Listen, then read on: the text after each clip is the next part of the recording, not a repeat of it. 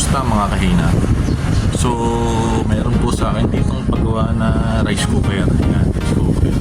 Sabi daw po ng may-ari ay hindi daw po na ilaw. So, madaling salita, siguro walang pa. Sabi nga po ng may-ari ay baka malang daw po ilaw ang naman sira. Pero sa tagal ko po nagagawa ng rice cooker, wala pa po ako na-encounter na nasira yung ilaw o napunde. Never pa ako nakakaras. Kung sakaling sira man ngayon yan, yun lang. Pero napaka-imposible kasi hindi po talaga nakaka-encounter pa. So unang-una po natin i-check ay syempre meron po tayong digital pati analog na tester para dun sa mga may digital at analog. Kapag ka po kayo naka-analog, ito lang po ang gamitin. Dubstep.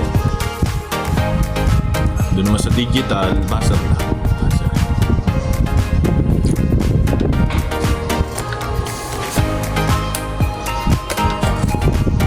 Unang po muna natin i-check ay yung syempre yung AC plug nya. Basic po tayo kahit na minsan alam na halos natin. Medyo maingay po dito kasi nasa tabing kalsada po ako ngayon. Hindi pa po yung gawa ko kasi may init nun sa gawa ko sa bodega. Dito na po ako nagagawa lang sa kalsada. Dito muna po tayo sa may base. So unang po muna natin i-check ay itong AC plug na. So, dulot-dulo po dapat. Buzzer muna tayo sa buzzer.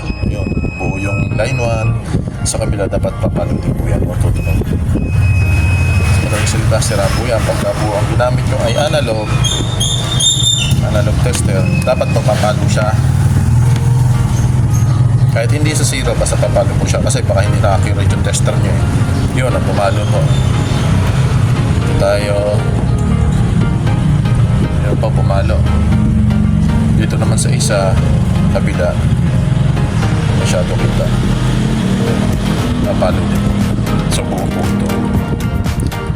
Next, pero kalimitan pong sinalagay yan ay yung thermal fuse. Buksan na po natin ito. Siyempre saksak muna din natin, baka mamaya umilaw na, malay mana na wala sira yung saksakan nila. Safe po yan na isaksak nyo kahit na walang huwag nyo lang hawakan yung mainit na part nyo yan. Wala po siyang ilaw. Isaksak na po yan. Isaksak na po yan. Bukas din yung pangyayon. Ay naka-stand din. Karamihan po ang sira ng mga ganyan ay yung thermal fuse. Isaksak po natin yung sa likod.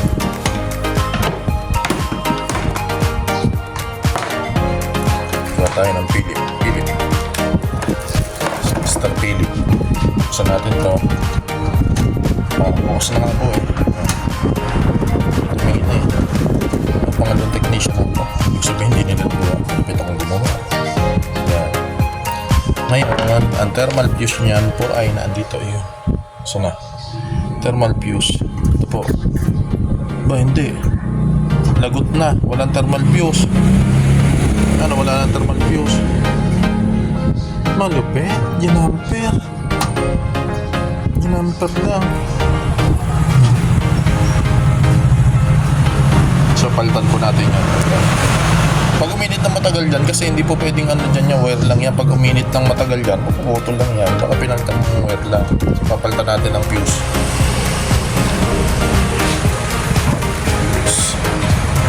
Gulo tayo sa mga gamit ko. Fuse, pakatan natin. Yan. Fuse electric pa na yan po. Pakatan natin.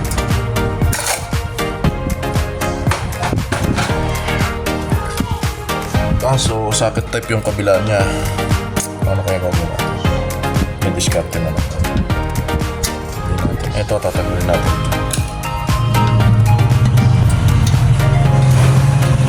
Natanggal dito. May tumilyo to dito eh. Nakadalaw na. Wala akong kinalaman dyan.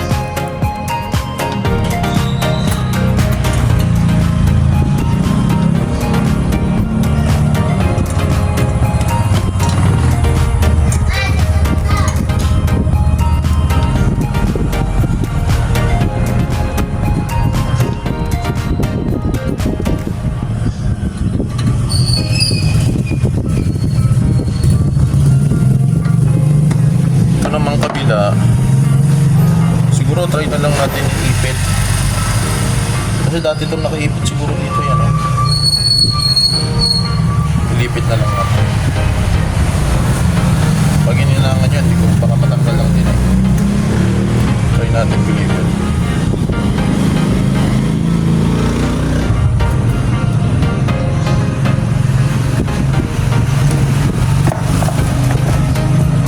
Pero dapat yun nakaipit dito mas maganda eh. Kasi baka hindi may pasok dito. So dito gawa.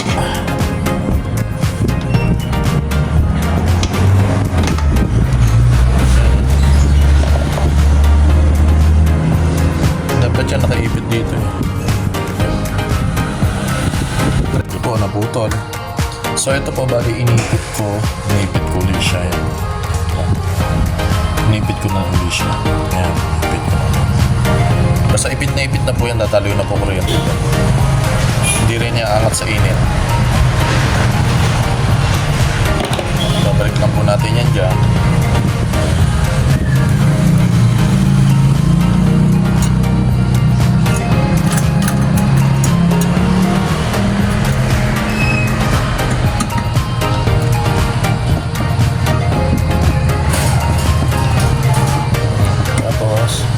Kapit lang natin ulit. Sarado na natin kasi sure ball na yan.